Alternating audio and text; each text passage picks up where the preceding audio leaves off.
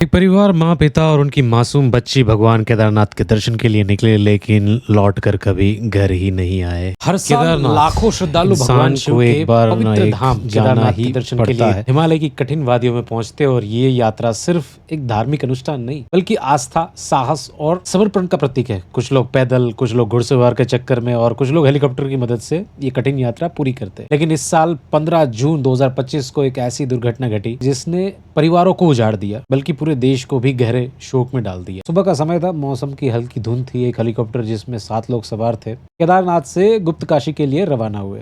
किसी ने नहीं सोचा होगा कि यह सफर उनकी जिंदगी का आखिरी सफर बन जाएगा। घना कोहरा, खराब मौसम और मुश्किली वाले रास्ते, इन सबको मिलाकर एक हेलीकॉप्टर को गौरीकुंड के जंगलों में गिरा दिया। तेज आवाज, धुएं से गुबार और एक फिर गहरी खामोशी। एसडीआरएफ, एनडीआरएफ और स्थानीय प्रशासन के लोग तुरंत मौके पर पहुंचे, लेकिन तक बहुत देर हो चुकी थी। तभी 7 यात्रियों को मौके पर ही मौत हो चुकी थी। महाराष्ट्र से राजकुमार जायसवाल, उसकी पत्नी और उसकी छोटी सी मासूम सी बेटी, तीनों इस हेलीकॉप्टर में थे। उनके बेटे विवान को दादा दादी के पास छोड़कर आए थे। शायद भगवान ने उसे बचा लिया। आज विवान अनजाने में अनाथ हो गया। एक ही पल में उसका परिवार पूरा उजड़ गया है। सोचिए, उस छोटे से बच्चे की आंखों में अब माता पिता के और बहन की यादें बस बाकी है। ऐसी एक और कहानी उत्तर प्रदेश के विनोद देवी की, जो पहली बार केदारनाथ दर्शन के लिए आई थी और परिवार ने कभी सोचा भी नहीं था कि वो ये यात्रा से वापस कभी नहीं लौटेगी। पायलट राजवीर सिंह चौहान, जिनकी बहादुरी के अनुभव पर सबको भरोसा था, ये एक्सीडेंट का शिकार जो हुए के परिवार के लिए सिर्फ हादसा नहीं बल्कि सपनों का टूटना था।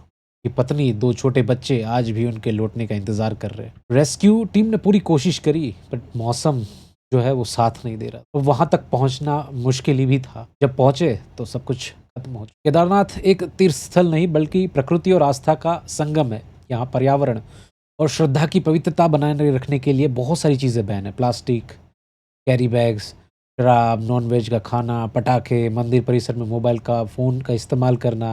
हर साल प्रशासन जो है नियमों को और भी स्ट्रॉन्ग करता जा रहा है, ताकि हिमालय की पवित्र भूमि हमेशा स्वच्छ रहे और सुरक्षित रहे। यहाँ तक कि कई बार यात्रियों को अपने साथ लाए गए प्लास्टिक सामान को वहीं पर छोड़ने के लिए बोला जाता है।